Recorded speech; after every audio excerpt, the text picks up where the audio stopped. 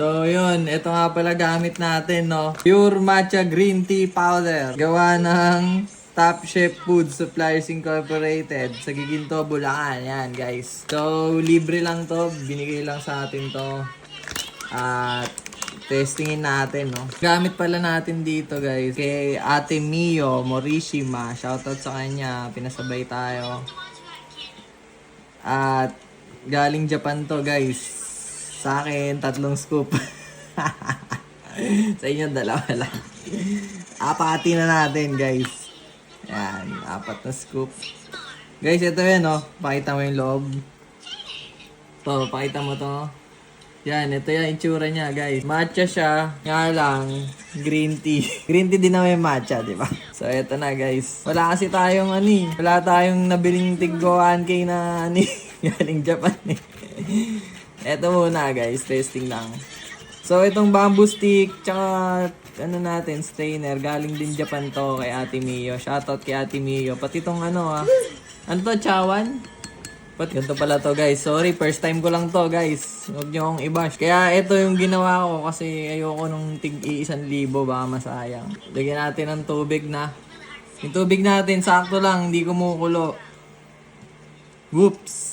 Okay. So, yan. Ito yun. Pakilawan. Para makita yung, lapot. Yung viscosity. Viscosity ng matcha natin. Ayan. Sabi daw, hindi daw dapat gumagalaw yung braso. Sabi ni Kuya sa dalup. Dapat daw, kamay lang. So, ayan, dapat pala ganito, ganito kabilis. Umiikot pa, guys, Tama ba? Paki-comment naman sa baba kung tama itong ginagawa ko, guys.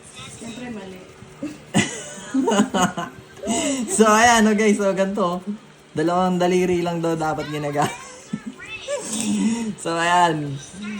Hindi ko alam kung gaano katagal magganto, guys. Pero ako, ikot ko lang ng onte. Tapos pag nakuha ko na yung tamang lapot, okay na.